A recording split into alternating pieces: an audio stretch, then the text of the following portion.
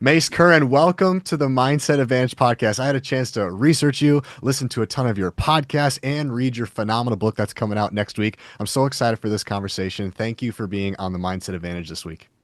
Absolutely. Thanks for having me. I'm excited to talk as well. The place I want to start with is understanding your call sign or your call name. I think there's a lot of stories behind why people get the nicknames that they do. And a lot of my listeners are probably familiar with Top Gun and Top Gun Maverick, and maybe there's not a whole lot of story behind their names. So I'd love to hear, how did you get the name Mace? Yeah, this is one of the best questions I get asked because for all its pop culture references that Top Gun has created, they never explain call signs or how you get them, which is kind of crazy because it's a big thing in our world. So fighter pilot call signs tend to sound kind of cool, but the story behind how you got it is usually not cool. You have no say in it. You do not get to pick it. It's given to you based on a mistake that you made as a young pilot. So you get to your first operational unit, you're fresh out of training, and now you are trying to cut your teeth in the real world, training in a combat squadron. And turns out it's a difficult job and you're just really bad at it for a really long time. So you're messing up left and right. And your instructors are used to that. They were there once themselves. And so it's kind of this rite of passage after you go through these like 3 or 4 months of mission qualification training. And now you've passed that and you are officially signed off where you could go fly in combat tomorrow as a wingman. They're like, okay, congrats. And on Friday, we're going to have a naming to give you a call sign where all of the instructors who just flew with you for the last 4 months kick you out of the room and tell all the stories about everything you messed up. And like I said, you've messed a lot up in that amount of time. So they have so much fodder.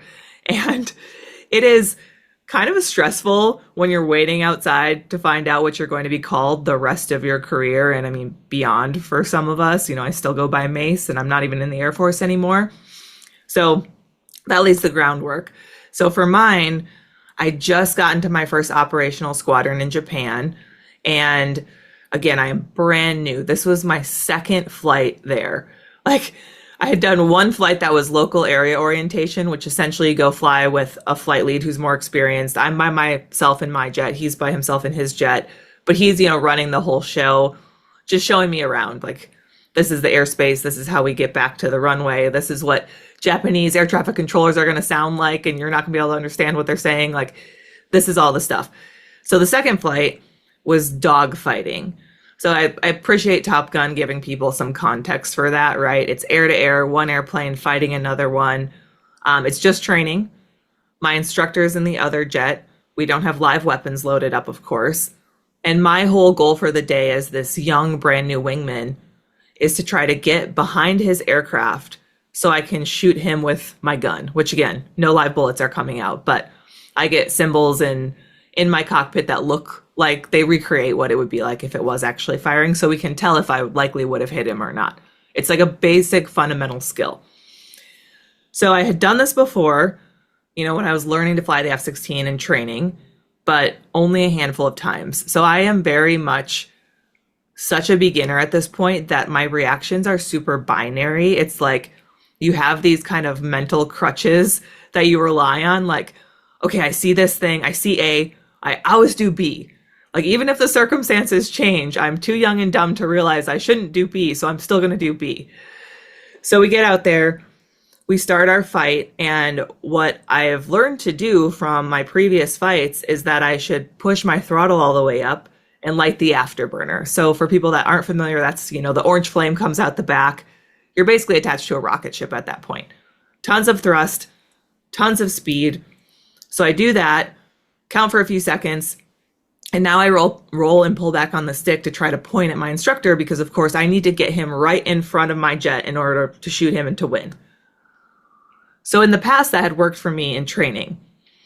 But now I'm in Japan, and I'm in the same airframe, not to get too in the weeds, but that jet that I was flying had a different engine that had more thrust available.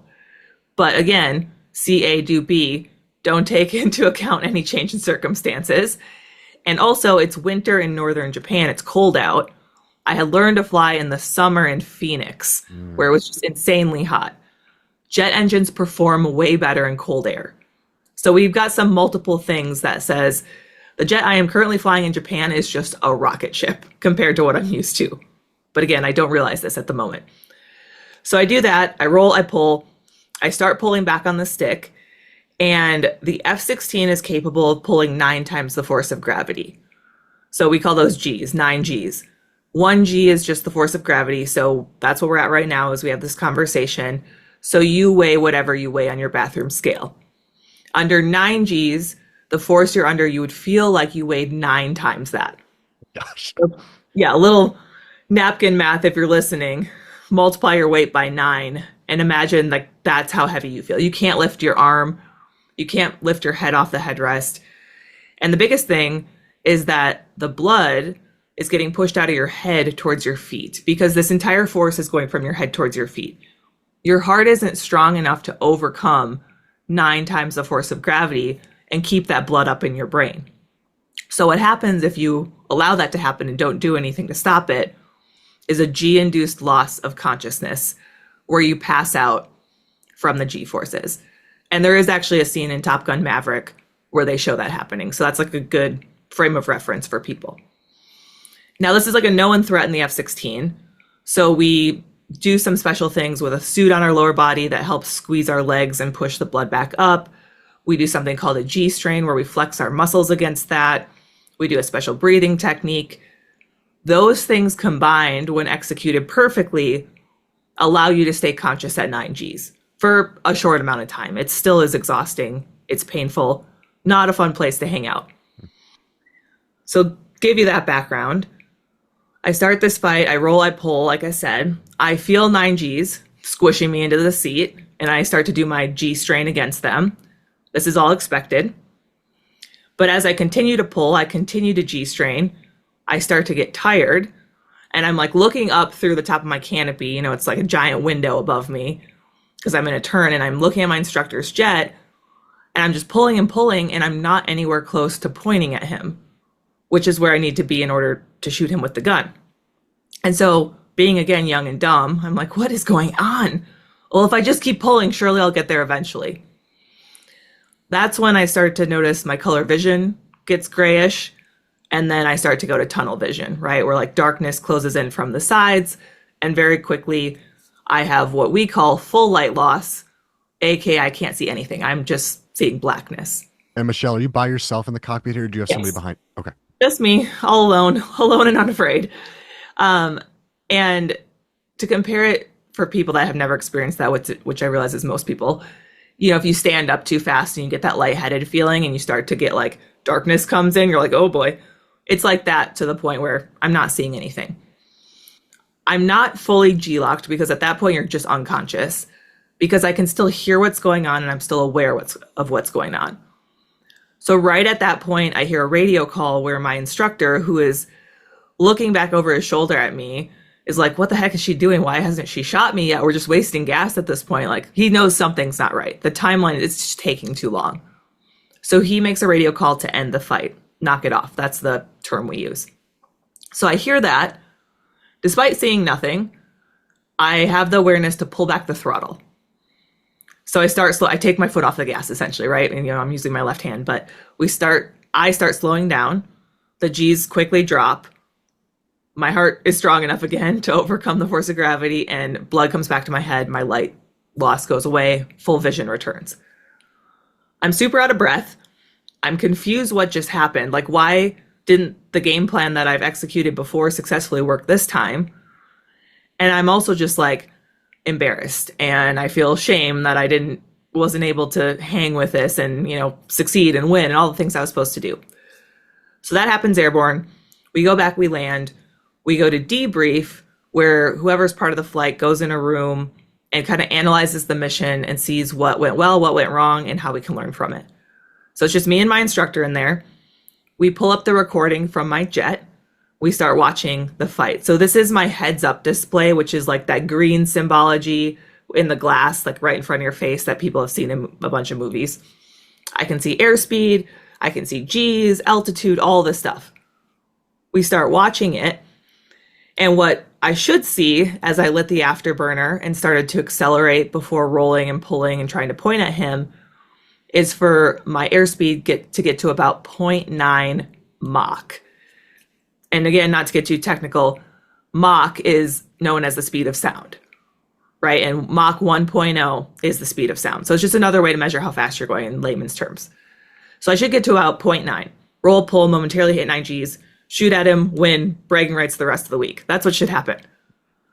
Instead, I see my airspeed hit 0.9. Quickly, it's 0.95, then it's 0.99, then it's 1.0. I haven't rolled and pulled yet, and I'm still getting faster, and now I'm supersonic. I am going faster than the speed of sound, and I don't recognize it airborne. Like, there's so many other things to look at that I don't see that tiny little number tick up past 1.0. So now I roll, I pull, I hit 9 Gs as expected, and then I end up holding it for almost a full 360-degree turn, which normally you might hold it for, I don't know, 5, 6 seconds. And I'm over there, 10, 15 seconds, G-straining my little heart out, pulling as hard as I can, just wanting to win and do the right thing to prove I deserve to be there. And I have a massive execution error, and that I didn't realize how fast I was going. And because I was going so fast, the jet has so much energy that it could never turn tight enough to even point at him, right? Like, imagine driving a car at 60 miles an hour and you need to make a turn that requires 30 miles an hour. Like, you're never going to get there. And how fast were you going? So I am still over the speed of sound at this point. I'm like over 500 knots, which is like well over 500 miles an hour. I'm probably close to 600 miles an hour at that point. And that is why I almost G-locked, because I was going so fast, I didn't recognize it. I also had a decision point where, like I said, I'm starting to get this vision loss, and I'm aware of what's happening. That was a big point where a pilot with more wisdom, even if they made the execution error of not recognizing how fast they were going before that, would have been like, oh, I need to ease off a little bit. I need to ease off pulling on the stick, or I can just pull the power back a little bit and the jet will slow down, and then I can get back on top of it and I can still salvage this whole thing. Like, I could still win. Everything will be fine. In that moment, it was more important to me to try to win this fight than my own physical safety, which is like delusional. It's so dumb. So that's the whole story. Gave me a cool call sign, Mace, which stands for Mock at Circle Entry. It's fighter pilot jargon heavy, but essentially it was breaking the speed of sound as I made that move during the dogfight. But in real life, despite it sounding cool, that experience really made me start to question if I had the skills and ability to hang in this new career field I was in. And that was kind of the big start of imposter syndrome and a lot of self-doubt, and just like realizing how serious of a business I was in, and that when you mess up here, it can have catastrophic consequences. And I just got in my own head a lot after that. And now, having told that story many times, all of my fellow fighter pilots are like, yeah, we've basically all done that in some form at some point. Like, it's so easy for that jet to get away from you because it is so powerful. It's just a common mistake. And luckily, it didn't go any further than it did. I want to get into the imposter syndrome, so we'll put a pause there. But I do have a question on this. I think there's a lot of power in how we label things. And in your industry, you get this call sign, and you hope it's something that's cool, like Maverick or like Mace. And it kind of will give you the path on who you become. It kind of places an identity on you, and you don't really get to choose it because somebody else, sounds like, or a group of other people choose it for you. How does that play out? Like, how have you seen other fighter pilots place an identity or a name on somebody, and it turns into who they become and who their identity is? Like, what's the power of being able to label somebody or something, for better or for worse? Have you seen it worked to an advantage or to a disadvantage in that way?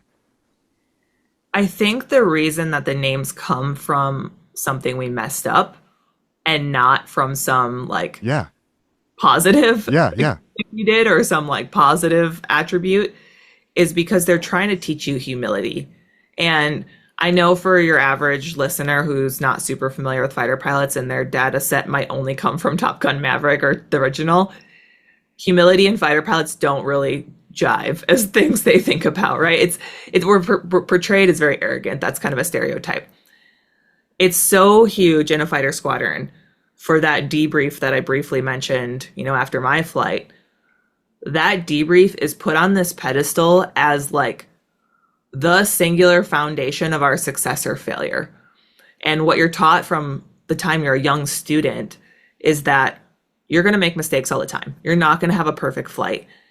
But what we really, really care about is that you fess up to the mistakes you made openly and honestly, and that we all go into this debrief room, no matter what our title is, no matter what our rank is, our experience level, and we're going to talk about the errors that we made with like an objective lens, with a common goal to get as good as we possibly can be and to learn as much as possible from that mistake, because our performance is life or death.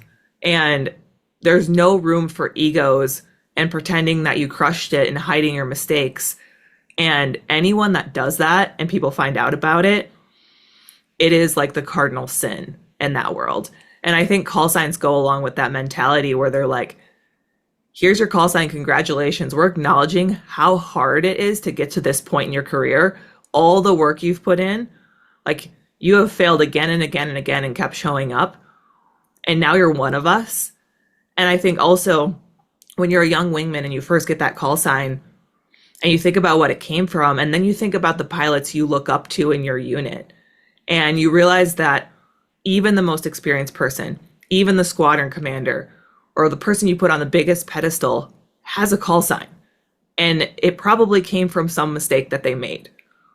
And so that is just part of the process to get to that level. And it's like, I think we can be embarrassed when we first get them because it feels so fresh. And also your dirty laundry just got aired to the entire squadron, not just to the person that was in that debrief with you. So there's some feelings there. And I've seen many people be like, great, I can't believe they named me after that. Like, this is embarrassing. And they kind of just have to bite their tongue and go along with it. But as a few weeks, a few months go by, pretty much everyone I know has just embraced their call sign as kind of a badge of honor.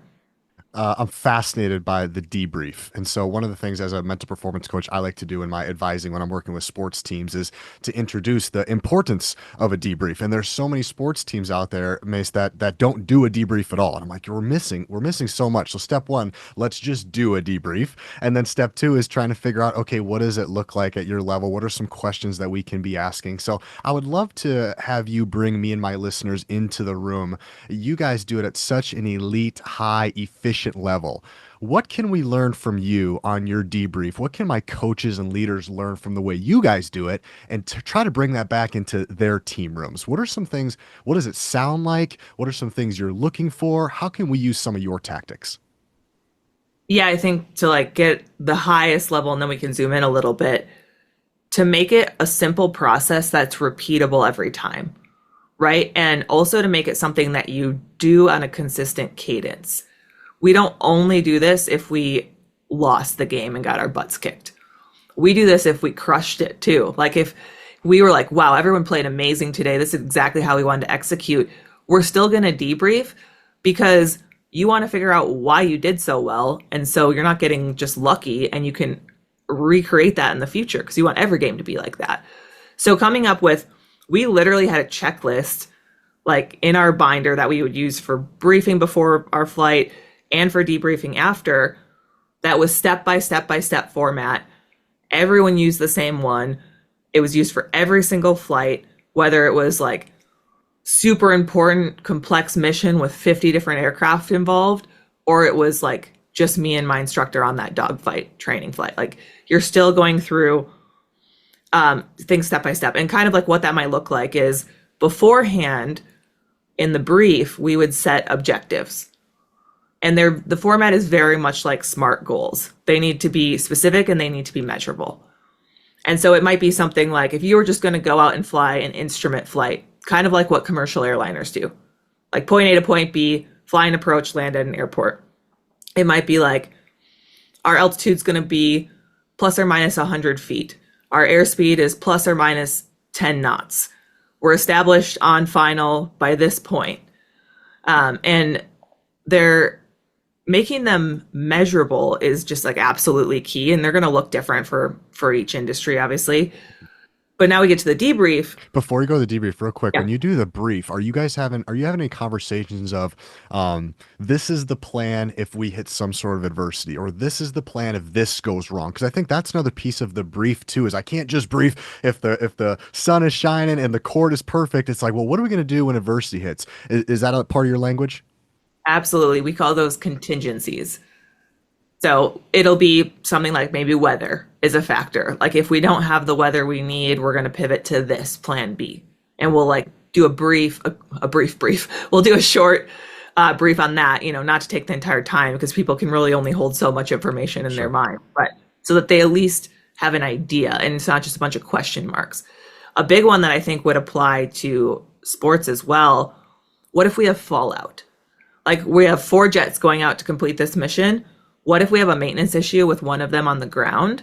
They never take off, and now we only have 3. What if you lose one of your strongest players for an injury? Now what?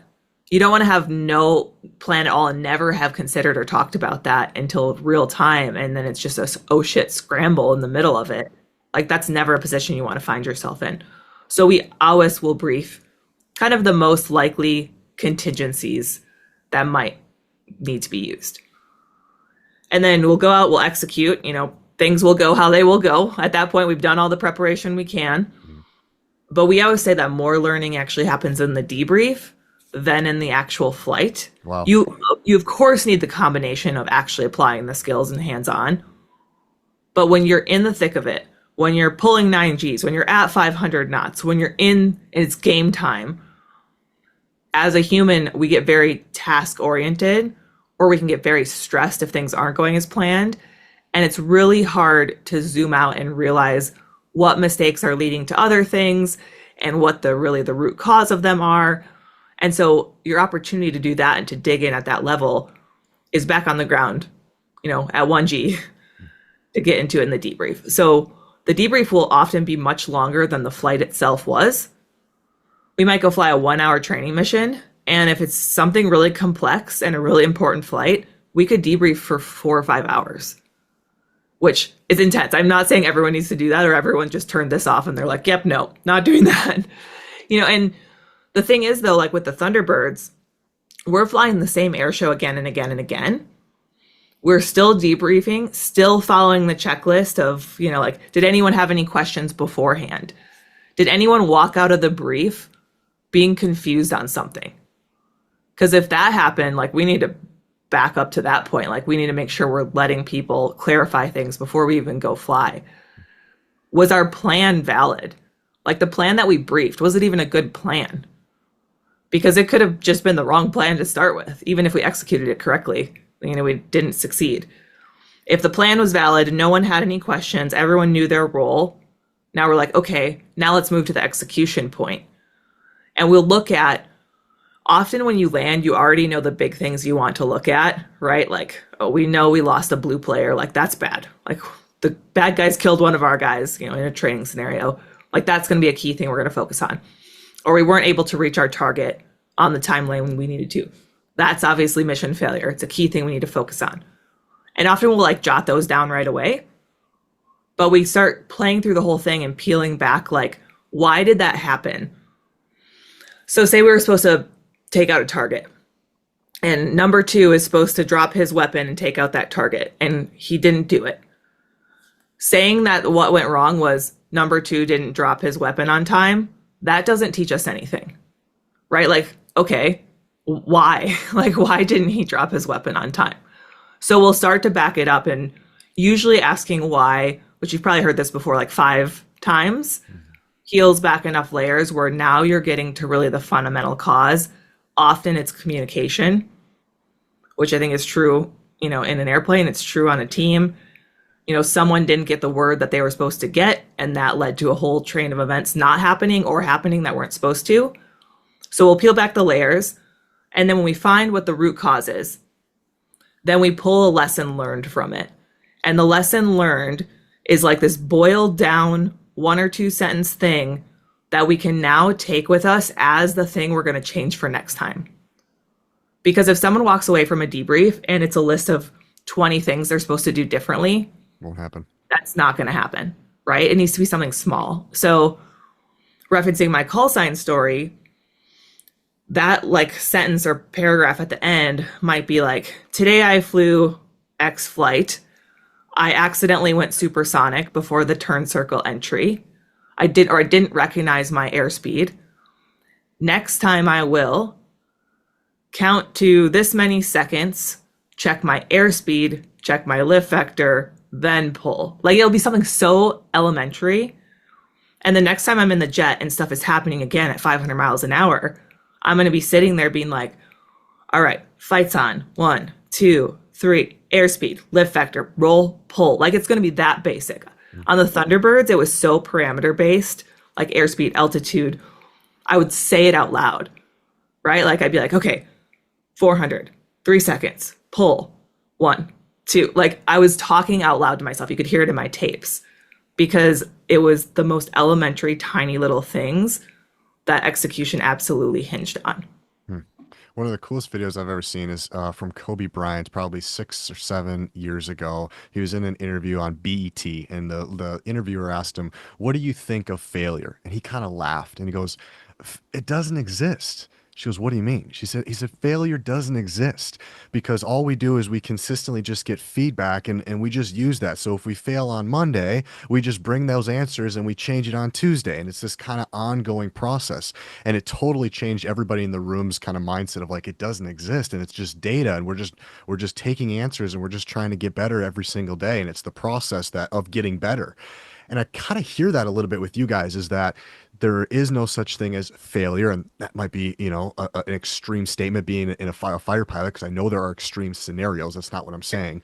But what it sounds like to me is that there is no failure isn't final for you guys. Instead, it's what can we learn from this and how can we get better? And it's a constant improvement cycle.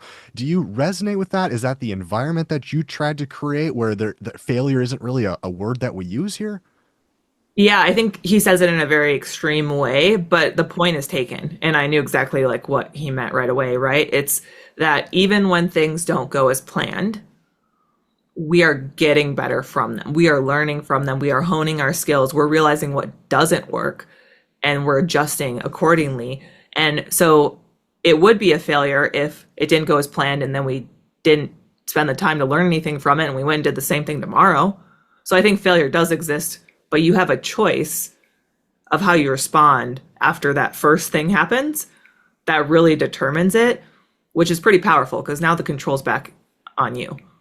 And speaking of control on you, I got to imagine you're up in the air 500 miles an hour. You're in the cockpit by yourself. I'm sure there's a lot of talking going on in between the ears. I talk a lot about this idea of the best performers, whether it's a fighter pilot or an NBA basketball player, they talk to themselves. They don't listen to themselves. So we talk to ourselves. We give ourselves the cues that we want to think about. We are deliberate about the language we use versus when we listen to ourselves, we're listening to all the what ifs, all the things that could go wrong. And that really resonates with a lot of people. Talk to yourself, don't listen to yourself. I'm curious when it comes to, the inner critic and that coach what's within the ears and you're by yourself up there. What are some things that you've learned that's been helpful and some things that haven't been helpful when it comes to that inner voice? And how can we as civilians and just parents and kind of normal everyday people, how can we use some of those lessons? Yeah, I love that. That's like such a catchy way to summarize it because, I mean, you heard like I would talk to myself with very specific skills I was executing, but also like on a broader scale, right? Like if I'm super nervous before a really important flight, or now I'm nervous before I'm about to go on the stage, having something where you can be like, I'm here for a reason. Like they brought me here for a reason, or I've prepared for this.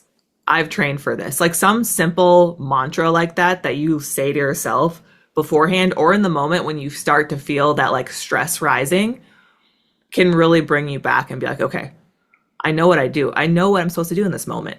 Like let's set this like primal stress and fear stimulus like that's happening in my body, the sweaty hands and the dry mouth and the heart rate. Like let's set that aside because I've prepped for this.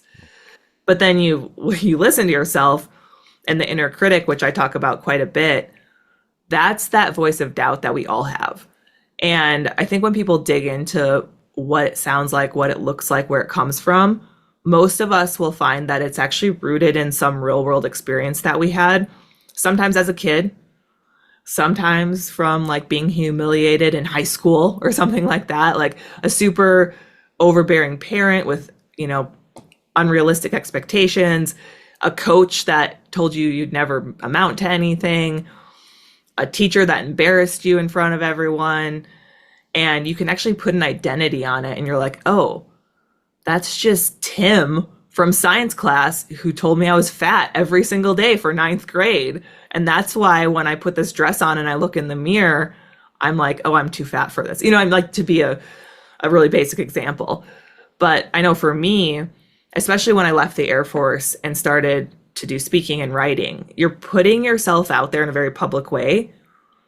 And you're also in this world where you wonder how your peers who are still doing the mission view you. Mm. Because I've heard this from a lot of like Navy SEALs who have, had big movies, written books, all the things. There's kind of two camps in their community. There's the people that are like, look at all the recruiting and the positive attention and like all of the visibility you give our organization. Like, hell yeah, go tell your story. And then you have the other camp that's like, we're the silent professionals, you're a sellout. Like, what are you doing? And so as I left and I started to be more public with all of this stuff, doing podcast interviews, for example, for a long time, I had this inner voice that was like, what makes you so special that you get to tell your story? Like, who's going to actually care about this? What qualifications do you really have to influence people beyond you were just a tactician. You were just flying a jet, left hand, right hand. Like, you know what I mean? Like, what makes you qualified to do this?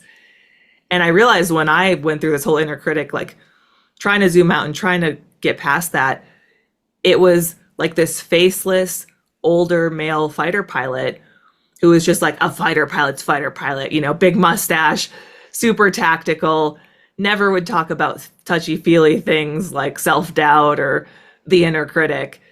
And I had this idea that my only value I was bringing to that world was by being the best tactician in a literal aircraft.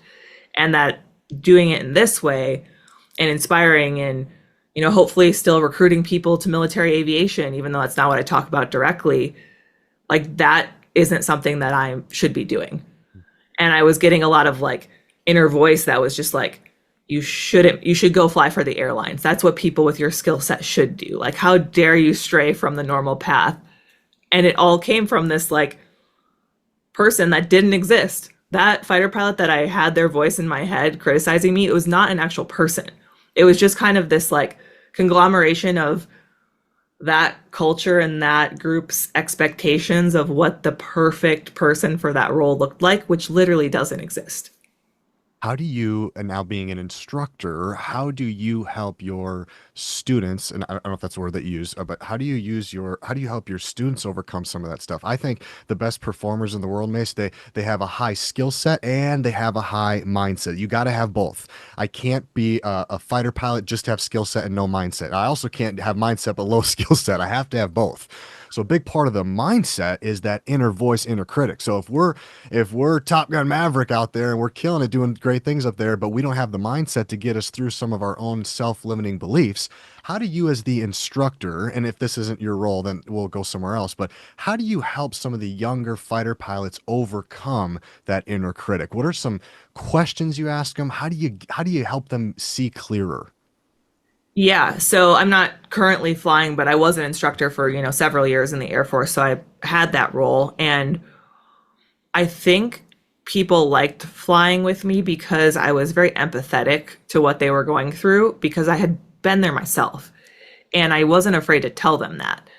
And I think, there's two things. When you get to that debrief role, that's where the instructor is doing so much of the teaching, the instructor is going to talk about the things that they could have done better as well. Right? Like, so they're modeling from the top this vulnerability, which gives this younger student psychological safety to do the same. If the student saw the instructor mess something up and it doesn't get addressed in that debrief, you've just lost all credibility when you try to ask them to discuss all the things they've done wrong. Like, that is like one of the biggest things you could mess up. But then also when, you've given the literal feedback for that specific flight and you're kind of at the end and you know that they took a little bit of a beating, right? Like we've gone through a lot of errors that you made today and they're probably feeling kind of shitty about that. I think at the end being like, hey, I know you got a lot of feedback today and we have a lot of things to work on for next time, but where you are experience wise, this is all normal. And just like making them realize like you're not an anomaly. This doesn't mean you don't deserve to be here. This is literally part of the process. It's tough, but you will get through it. Like focus on what you need to get better for next time, but don't let yourself go into this spiral of thinking that these are all signs that you shouldn't be here. How do instructors balance the praise and the criticism? We have a lot of conversations about this about with coaching and sports teams. Like you can tell a lot about a coach by what they praise. So if a coach praises a lot of things like that are controllable, like attitude and effort and body language and their preparation and things like that, you praise what's most important. However, there's kind of this balance between how much we praise. 'Cause if I always praise but I don't criticize, then maybe I'm not taken seriously. If I just criticize and I don't praise, then nobody likes me. How do instructors or the best coaches you've been around, whether it's speaking or anything in your industry, how do they balance praise and criticism? And what advice would you have for coaches out there, knowing what you know, being around some of the best? I think it just has to be both, right? So you imagine either one is on the extreme of the scale. So you have like just praise on one side and just criticism on the other. And some of it depends on where the performance is at. If you have this like all-star who is just crushing it, you might not have a ton of criticism for them, right? Like it's okay. Like you don't have to make something up that they messed up just to criticize them. If they had like an awesome flight, an awesome game, tell them that. And I think sometimes your best performers, it's easy to take for granted that they do really well. And your focus goes to the people who need more criticism. And that performer over there, the high performer over there is just like doing what they do. But you got to not forget about them, right? Like you got to acknowledge, like you see their consistency, you see their hard work, you see them as a leader and maybe like, hey, how can they help mentor these people that need it rather than just being like, well, at least I don't have to worry about them. Now I can focus on all these people that are creating problems. So I think that's one part of it. But then on the other end, your weakest performer, like they might have a ton of potential. And if you only focus on these are the things you did wrong again, and now let's do it again tomorrow and crush you again, like you're going to see their motivation and their morale plummet. Where it's almost like the disappointed dad, right? Like you want to foster and like love your kid and just like uplift them and believe in them, but you also need to show them that there are rules and standards and that they have to do the work. And I think the best leaders kind of go with that disappointed dad type persona where if I'm on that team, I want to do the best for them, right? Like I want to make them proud. I like what you said about not forgetting your best performers. I think all coaches are probably nodding their head right now because they can probably relate that we have the team captain or the highest performer, and maybe we sometimes coach them less because they're so much better than everybody else and things seem to be going well. Sometimes those people get left out because they are doing so well. And it might not be something athletically, but just a conversation with your best athletes. Hey, how are you doing? How are things going? Is there anything I can help? You're doing a great job. Is there anything I can help assist you with? It might catch them off guard a little bit because it's so easy to forget your high performers. But the importance of just being able to check in, I think, no matter what, I think is a really valuable lesson. I would love to talk a little bit more about some mindset and skill set. On the mindset piece, this idea of 500 plus miles an hour, it's chaos. What are your tips to stay calm in chaotic moments? Again, for you, it's very different than my football players I work with and my tennis players I work with. But I think there are some tools that we can take from you or borrow from you. How did you stay calm in chaotic situations? Yeah, I'll talk about two things. The first one I learned very, very early on in my pilot training journey. And that was like, I think it was, like the first week of being in pilot training. I haven't even touched an airplane yet. And they're like, you got to compartmentalize. Like if you let one mistake distract you and weigh you down, now you're making another mistake because there is no time for you to not be focused on the thing you need to do right now. And you would see it happen to students. They would have one thing they messed up airborne, and now they're so distraught over that that's all they can think about. And now they continue to mess more things up and it snowballs. And then they have one bad flight and then it snowballs into the next flight. And pretty soon they've had 4 or 5 bad flights and they're at risk of washing out of the program. And they were doing fine a week prior. And you're just like, what happened? It's not like they suddenly got way worse. It's literally like their mental game just disintegrated. And so I tell this to my son when he started pitching in Little League when he was like 9. He would get on the mound and just like, if stuff started to go wrong, he would lose it. He would cry. Like, it's kind of classic for kids that age. He's just like, a lot of people are watching you. The game really hinges on you. And I was like, look, you have some bad pitches. I want you to picture a treasure chest from like SpongeBob. You're opening it up. You're putting all of your disappointment and your anger and all the things from that in that treasure chest. You're closing it, throwing that crusty lock on there, and like it's going off the gangplank into the ocean, and we'll talk about it after the game. And he like started using that as like a visualization. Like, oh shit, I just messed that up. Boom, put it in there, set it aside. And he could focus then on like, okay, now I just need to do what I've practiced to do. So that sounds silly, but I've told it to a lot of people and everyone's always like, I'm gonna be thinking about SpongeBob and treasure chests. It really works. I think even in like speaking, if I forget or stumble over my words or whatever, I'm just like, set it aside, move on. I can think about it afterwards. And then the other one, so I was learning to air refuel, which is where this giant tanker aircraft is flying along at over 300 miles an hour.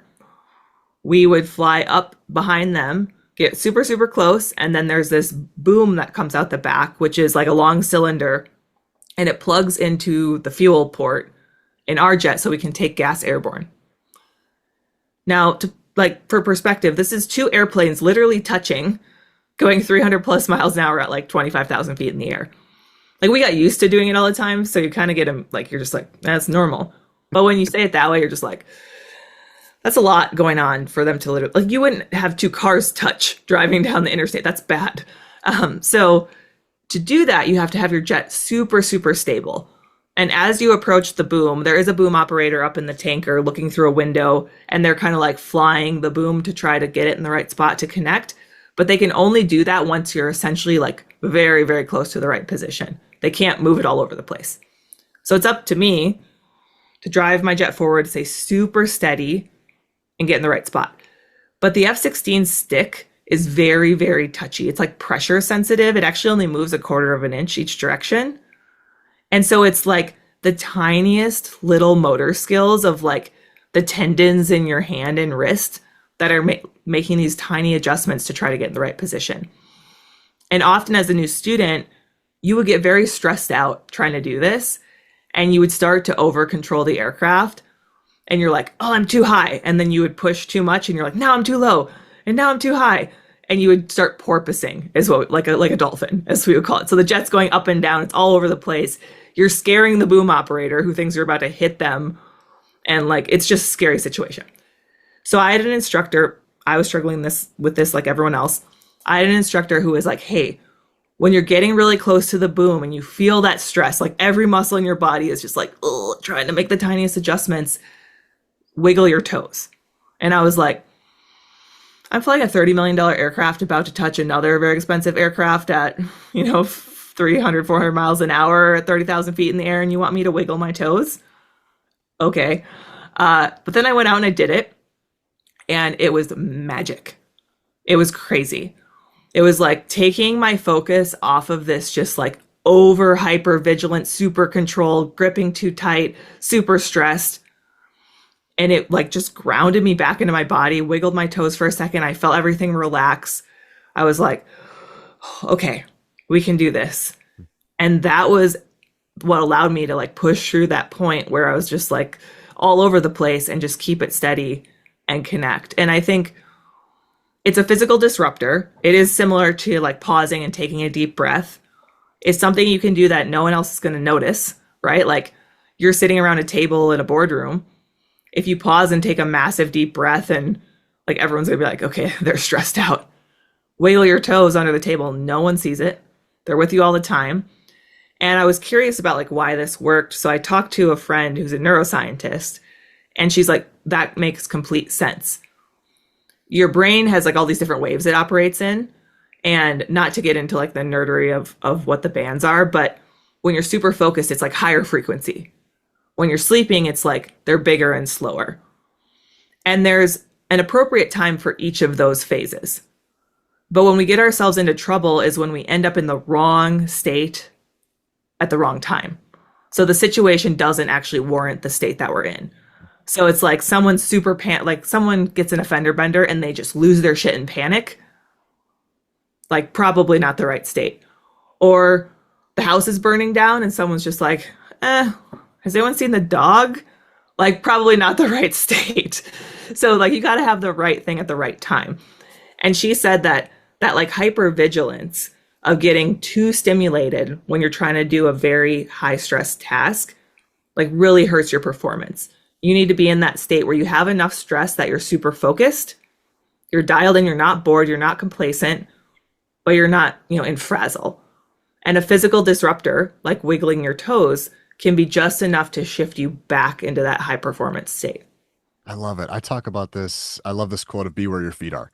And so what I do, Mace, is when I'm feeling like I'm thinking too far ahead of myself or I'm getting stressed out, is I kind of do something similar. I press my toes into the ground, or in my shoe, I just press them down like 10 toes down, and it reminds me of be where your feet are. Or if I feel like, honestly, sometimes I'm even with my family and I'm thinking about other stuff and I'm thinking about business or whatever, and I notice my thoughts going somewhere, I'll press my toes down, and it's a physical disruptor, to use your language, of be here, be where your feet are. And to you and I, like, and to even some listeners, you're probably thinking, this sounds silly. You're talking about 500 miles an hour and you're wiggling your freaking toes, or you're with your family at a reunion and you're thinking about other stuff and you press your toes in your shoes. Yeah, it is silly. I know it's funny, but it works. So don't knock it until you try it. But I think you and I are kind of singing the same song here. Yeah, absolutely. And like I said, I kind of was like, this sounds silly. And then I did it and it worked. And then, I share it online now. And the number of people that have come out of the woodwork sharing their examples of where they've done that, or like, so I'll get some like old guys on Facebook who were instructors back in the F4, like Vietnam era. They're like, I used to tell my students that. And I'm like, yes, like it's not this like weird woo woo thing that doesn't make sense. It's kind of a proven concept. In chaotic situations, I'm going to imagine language is very important. And we talked about, talk to yourself, don't listen to yourself. That's more internal into you. What have you learned on being efficient with your language with other fighter pilots or people who are on the ground? What have you learned on communicating in high stress environments that my coaches and leaders can take in their own stressful, chaotic environments? What works? What doesn't? How can we relate to you? I love this question, especially for coaches, because it's like the environment, time sensitive, a lot needs to get communicated and it needs to be efficient and it needs to be received correctly. So we talk about C3 COM, like the letter C, the number three, and then COM for communication. And this is actually often an objective you would see in a briefing. And it's often a thing we would talk about in a debriefing. And that means clear, concise, correct communication. And on the radio, we have a couple of radios in the jet, but a lot of people will be up on the same frequency. And just like a walkie-talkie, if someone else is talking, you can't get your comm out because they're clogging up the frequency. And so what would happen if people weren't clear, concise, and correct is people would start stepping on each other, where like one person's trying to talk and like someone else ends up cutting them off. The key piece of information gets covered up even though they said it. They think it went out, but someone else was keying the mic at the same time and no one heard it. Like that often would happen and be a root cause for something going wrong. And so making sure that it's clear and concise, like you have specific language that we all understand. And I think, telling that story about getting my call sign and my instructor calling knock it off, like that's a brevity term for us. That is a term we brief in advance that everyone understands what it means. And we would have a bunch of those. And it might be one word, it might be a short phrase like that. And it carries a very specific, clear meaning that we all understand. So the instructor doesn't have to be like, hey, Mace, looks like you're struggling over there. Let's go ahead and pull it back and level off. Like, that's just too much to say. So knock it off. easy. And we had a bunch of things like that. And so that's the clear and concise. And then correct, the information you're relaying needs to be correct, but the timing of it also needs to be correct. Clear, concise, correct. I think all coaches can take a note of that and figuring out how many voices are talking and how can we make it even more efficient. Clear, concise, correct. Save more of the explaining for maybe after practice, after the game. Maybe the debrief is a better place to do some of those things. But in the moment, clear, concise, correct. Mace, this was phenomenal. Love this. Coaches, leaders, parents can all take a lot from this. You've given a lot of great advice. I always like to close with an advice question. So, in extension of what you've already done, what's one piece of advice you'd want to give to parents or leaders or coaches out there to kind of take with them from you today? What's one piece of advice you give to those specific people? Yeah, normally I talk about, starting things when you don't feel ready and trying to figure it out. But I think that's a little bit different when you're a coach, a leader, a parent. I mean, honestly, not really though, because I think they're all put on pedestals and they're figuring it out as they go. And I love that you mentioned parents in that group because I don't know about you, but when I was a kid, I thought my parents knew what was going on. Like, I thought that they totally had everything together and they were wise and they had all the answers. And now we have a kid, and I have no clue half the time how we're supposed to handle the You and me different. both. Yeah, yeah. And so I think that is actually a good example. And same thing with, leaders and coaches, especially if you find yourself doing something you haven't done before, right? Like maybe the business pivots in some way and you have to like recomp the entire organization, or you're taking on a new product, or maybe as a coach, you like are in the playoffs and you've never been there before, or like something like that, or the team is just a lot different.